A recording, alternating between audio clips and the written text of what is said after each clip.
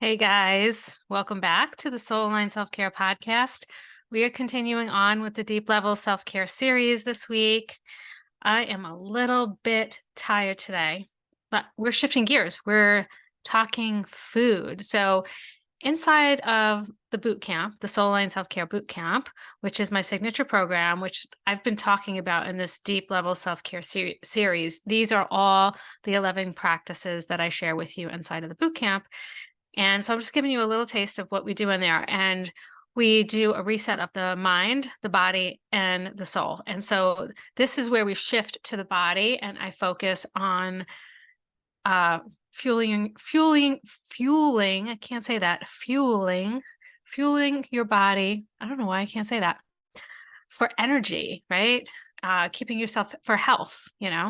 And so this week's Deep Level Self Care series is eating for energy, which is, I don't know about you guys, but I am always down for more energy. I could always use more. Uh, right now, I'm feeling super tired. I think it's the weather. It's really cold today. It's substantially colder than it was yesterday, and there's snow on the ground, and I'm just not sure how I feel about it. Usually the first snow, I'm like super excited because it's so pretty and it's like, oh, winter wonderland. But it's like not that fun kind of snow where it's like, you can make a snowman because it's still like slightly warmish in the 30s and the snow will stick together. It's like cold and it's just blowing all over the place. It's like the non-fun kind of snow, if you know what I'm talking about. So that's what we're experiencing up here on the mountain today. So I have my coffee for those of you joining me on YouTube and hanging out with me kind of in person as we get. You can see that I have my coffee. Grab your coffee or your tea or whatever it is and hang out with me for a little bit. We're going to talk about, as I said, eating for energy. So originally, when I first started this, I was going to call this Eat Real Food because that's kind of basically what I'm going to be talking about. But it sounds so silly, it sounds kind of ridiculous. And I have to tell you the truth, though, when you go to the grocery store, tell me, like, really tell me how much real food is there. Like, take a look around the next time you go, because when you go in, the only real food is pretty much, how they always say shop around the edge of the grocery store, which is pretty true.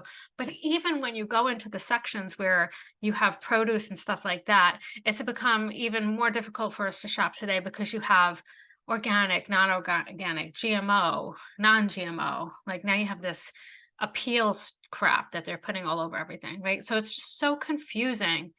But a lot of the stuff, just to get like super basic, which is today's podcast is really super basic. This would be like a whole series if I was really going to go deep into it, but it really is simple. It's not easy to do, but it really is simple, and I'm going to give you a takeaway exercise where you could start to set yourself up and set your kitchen up to eat for energy. For some reason my microphone keeps like dropping. Like, I don't know if the thing, hold on a second, let me see if I can get this. Okay. All right, so let's get into it. So real food, let's define real food as something that comes from the earth or has 5 ingredients or less, right? So, and real ingredients too. Like, so when you look at, if you're reading the ingredient label, like let's use bread as an example, because this is the most obscene, ridiculous example that I could find today. And I think the bread that you get in the grocery store is so horrible. Like, it's just so bad. But if you pick it up and read the labels of most breads, not all breads, you will see like 30 ingredients, and 85% of them you're going to say, what is that? I don't even know what that is. Now, just because you don't know what it is doesn't mean that it's necessarily bad, but you need to look these things up and learn about them more, okay? And so really, what's in bread? I make my own bread. So what's in it? Flour, water, salt, sugar, yeast, right? And there's not a lot of sugar in there. I'm not talking about the sugar that you see when you read the label at the food stores, where it's like 3 different places, you'll see different types of sugar in there. They're adding way too much sugar to the point where when you toast that type of bread at home, it burns really easy. There's just so much sugar in it. And another thing I notice about the bread from the food store, if I'm going to talk about and complain about the bread, I find the bread at the food store absolutely disgusting. most of it. There's a few bakeries that sell bread at the food store that's delicious, but not many. Um, but it's super airy and super light. It's like are they just pumping this full of air? Like, because and then when I eat it, it's just not, there's no density to it. I don't know. Do you guys agree with me? I don't know. I feel like I'm losing my mind a little bit sometimes when it comes to buying any type of food. So I started making my own bread. I don't really want to make my own bread, but I started making my own bread again because I just think the stuff at the food store is horrible. And then when you want to get real good bread, it's almost $9 a loaf. And I'm just like, that's a hard no for me. That's just going a little bit too far as I'm concerned. So, um, anyway, that's real food. So when you find bread at the food store, and you can find some bread at certain food stores, not every food store, where you read the ingredients and there's just like usually 5 or under ingredients, and they're ingredients that you can recognize, right? But if you're reading the ingredients list and you don't recognize a lot of it, you need to investigate a little bit. So, um, when someone asks me, Tina, what do I do to get healthy, maybe lose weight, feel better, get more energy? I just tell them to eat real food. And one of the reasons why I became a life coach after I was a health coach, I was a health coach first, was because I realized that most of the time what we were dealing with had nothing to do with food when it came to health and weight loss and stuff like that. And so I needed to get certified as a life coach so that I could help these people in a deeper way. And then I kind of transitioned over to self-care and out of the food, health, weight loss kind of realm. I never liked working in weight loss. Okay, hold on a second, guys. My computer is warning me of something. I don't know what. Okay. So anyway, I tell them to eat real whole food. I also eat plant-based, but that's just like a whole nother topic. I'm not going to get into that today. Right now, I'm just talking about eating real whole food. For now, I want you to just agree to focus on your health, right? Most people think it can't be that simple when you say that to them. And we do have to put aside like any serious health conditions that people are dealing with. If we put all that aside, it really is that simple. It really is. It's just not easy to do. The food industry makes it hard for us to figure out what we should and should not eat. And I think they want us to be confused so that when they put some kind of processed crap in front of us that says all these health exclamations on it, like this helps lower blood pressure, this is low fat, this helps, this is heart healthy. Like anytime you see all those health promises on a processed food, it's usually it's like those are like red flags to run away and not eat it, right? Because they want us to be confused so that then they're going to hand us this processed crap and say, here, eat this. This is healthy. And we're going to be like, oh, thank God somebody's helping me. I'm going to eat this.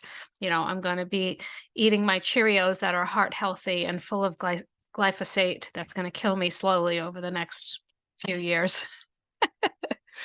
But I'm not sarcastic at all. No, not at all. So they do make it really hard, and I think that, as I said, when you see those health claims, like you never go to the food store and see an apple and see like health claims, stickers of health claims all over the apple. Yet the apple, some apples are really good for us, right? Same thing with a sweet potato, an onion, a thing of garlic, celery, greens, right? All those things that we get from the food store, or actually better if you can get them at a farmer's market, if that's possible for you. So we don't see the health claims with those, but those are the things that really do keep us healthy, that whole food. You don't see health claims on a can of beans or a package of beans, right? So I want you to be wary when you're going to the grocery store and you're buying food, and think about these things that I'm telling you. It's very, very basic. So like as I say, it's easy. This is something that's very easy, but I mean, it's simple. I'm sorry, but it's not easy to do, especially not easy if you don't like to cook, or you don't think you don't like, you don't think you're a good cook, right? Or you just don't usually cook.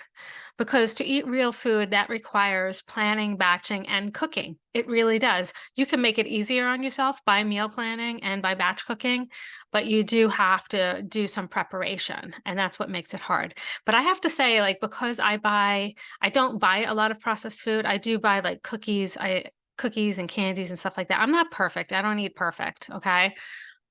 So I do buy processed food sometimes, but I'm quite aware of what I'm putting in my body. I'm quite aware that it's not good for me.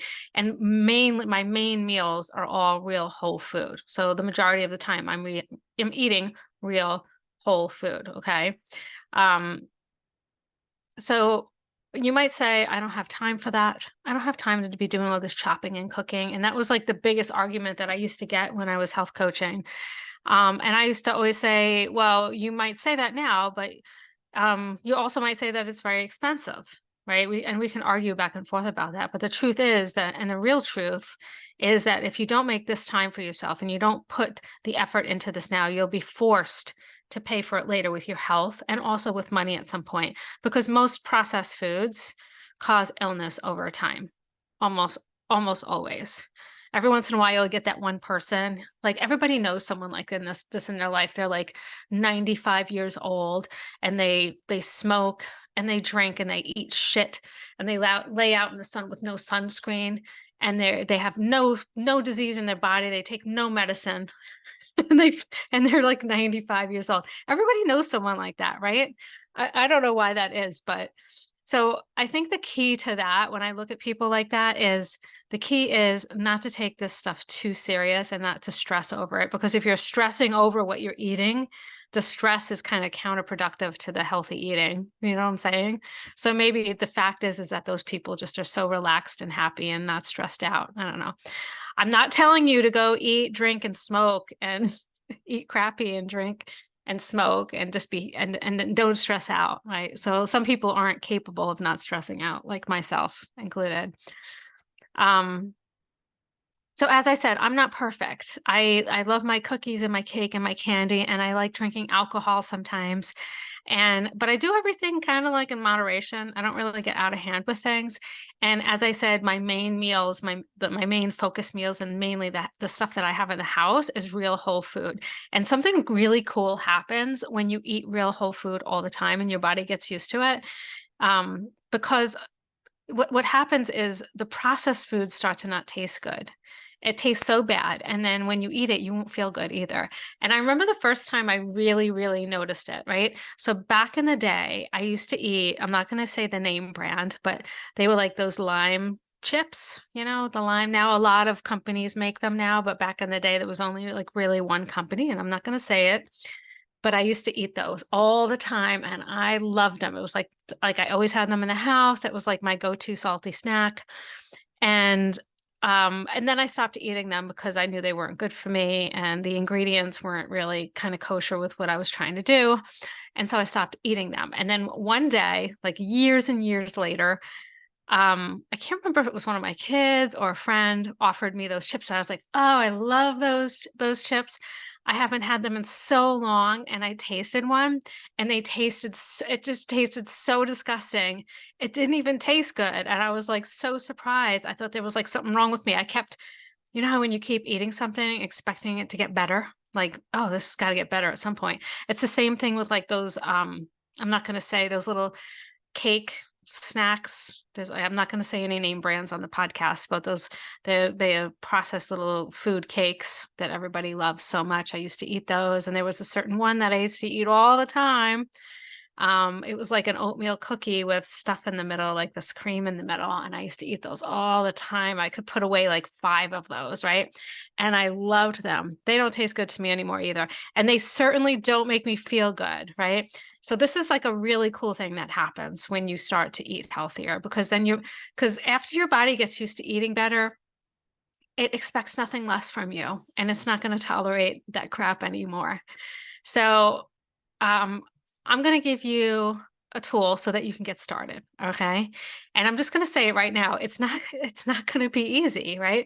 But I'm giving you small little steps that you could use. Now I want to tell you that I do this work inside of the boot camp. I've been talking about the boot camp, my signature program. And so I call it a pantry and fridge makeover. Okay. And I do this inside of the boot camp. And sometimes I even do this in person for people. It's like a whole makeover. I find it to be so much freaking fun, especially when I'm doing it in somebody else's house, which is really cool. I haven't done that in a while. But I actually like doing that. So, and the boot camp registration is open this week. I want to let you guys know. I have a coupon code, and I'm very excited about this because each week until we launch in January, which is going to be like second week in January, we're going to get started with a live launch. It's the first time I'm doing this. Usually this is like a self-study program. And this time I'm going to go through each lesson with you, and I'm going to coach you, and I'm going to answer questions, and I'm going to hold you accountable in person, in real life. And I'm very excited about it. When I say in real life, I mean through Zoom calls. You know what I mean? But anyway, this is the first time I'm doing like a live launch. And each week until that, I'm going to be giving you a different surprise coupon. It's always going to be for a different amount. The discounts are going to be very substantial. And each week also, when you register, whoever registers that week gets a certain surprise bonus that you'll get after registration. It'll be sent right to you in your inbox. Okay. And so I'm really excited about this. So if you've been thinking about joining the boot camp, if you've been listening to this deep level self-care series, and it sounds like something that you want to do, this is the time to do it, because the discount, the fun surprise discount coupons that I'm giving out are really substantial. And I think you'll really love being inside of the boot camp with me. Once you're in, you have lifetime access. So it's pretty cool. All right. So I'm just going to move on. So the first step is to do the pantry and fridge makeover. And as I said, I do this inside of the boot camp, but this is how you do it. Okay. So basically you're going to go through your fridge. We're going to start with the fridge, and you're going to first look at everything that you have in there. So a lot of times, a lot of the basic things that we have in the fridge are some of the processed foods that we eat over and over again. Some real food, obviously people have some real food in their fridge, and a lot of, like salad dressings and, ketchup and, condiments and stuff like that. Okay. So you're going to look at that. Then you're going to read the labels. Okay. So these are just really simple steps. These will be in the show notes too, if you want to, if you need like a reference. If you don't know what an ingredient is on the label, then you're going to look it up. And then you're going to look it up and see what it does, what it's for, right? And you're going to see if it's bad for you. You're going to find out what it does to you. Okay. And if you wouldn't feed it to a small child, specifically your small child, or a grandchild or whoever, then you shouldn't eat it either. Okay. So what you're going to do then is, like, some people are like, oh, you want me to just like throw everything out? And it's like, no, I'm not asking you to throw everything out. When it's gone, you're going to replace it with something healthier, right? So you can throw everything out and replace it as soon as possible. But I'm a type of person that doesn't like to waste things, especially in today's day and age when, our biggest investment is food shopping right now. And so when it's gone, you replace it with something healthier, something that has more real food ingredients in it. So you just keep getting better and better. Now you're going to repeat the process until you go through the whole fridge. And then when you're done with your fridge, you're going to move to your pantry, right? I always find that the pantry is a lot more work, because things that are in your pantry that don't need to be refrigerated, I feel like I'm talking really weird today. Things in your pantry that don't need to be refrigerated. Okay, I said it right that time. They are usually more processed. Okay, so like usually the pantry is a lot more work. Okay. So you're going to move to the pantry and you're going to repeat, and that's it. That's it. Now it sounds like a lot of work, right? But it's not too bad, because you're just doing it slowly over time. You're going to take your time. You're going to make small changes over time that make big transformations. And when you do it this way, it's less shock to you. It's less shock to your family. Like sometimes it goes unnoticed. And then it's less shock to your body too, because once you start cleaning out, like especially if you eat a lot of processed foods, sometimes you feel crappier before you feel better. It's usually like a 2-week period. Like if you cut like all the sugar and all the processed foods out of your diet, like all of a sudden, just like that, like cold turkey, I would say for 2 weeks, you're going to feel like crap if you ate a lot of that stuff, right? And so be aware of that when you're going through this. But if you're doing it so gradually like this, you're not going to feel it as much. So this is a great place to start, right? Then after that, and that's a lot right there, and that's going to make big changes in your life right there. But then after that, you're going to start to focus on every time you go food shopping, what you're buying, okay? And they're kind of connected for obvious reasons, but you'll be reading the labels as you're food shopping from that point forward. And then then after that, you're going to focus on the meals that you're cooking. How, like getting a few staple meals, getting a few things that you could batch cook and keep in the freezer, like chilies and soups and stuff like that, that freeze really well. I feel like I'm going to sneeze. Okay. I love doing that. So if I'm going to make soup or chili or something like that, I make like a double batch, right? And then I freeze a bunch of it and put it in the freezer. And then when you don't feel like cooking, it's there for you to just take out and defrost and heat up for yourself. And then you have a delicious home cooked whole food meal that's healthy instead of getting takeout or instead of eating something that's processed. But as you can see that this is a process, okay? It's a process that's well worth it. And the result of this process goes back to the title. I know I haven't talked a lot about energy, eating for energy, but this is what happens when you go through this and you go through this process and you start eating. I hate using the term clean eating. I hate it so much. It's been so overused. But basically, you're just cleaning up your diet, okay? When you clear out the junk and you add in the real whole food filled with fiber, vitamins, mineral, antioxidants, all that good stuff that your body needs, that your body needs for the energy. This is how you fuel your body for energy. When we eat all the processed foods, we're not getting all the nutrients we need. Not only that, we're putting a bunch of foreign substances in our body, and sometimes our body doesn't even know how to respond to that. Your body doesn't know what to do with it, okay? On top of that, when you're eating processed food, you're eating like high sugar, high salt. When you're eating high sugar, you have these extreme highs and then these extreme lows in your energy, okay? You get a high and then you crash. You get a high and then you crash, right? And so that doesn't, obviously not good for your energy. And God knows what all the chemicals are doing to our body, right? So if you want to learn more about this, a really good book that I read that I'm not going to lie to you guys, once you read this book, you can't you can't unread it. Like once you know this stuff, it'll kind of haunt you a little bit. And I have to say, when my kids were little, I was not a health coach. I didn't do all this stuff.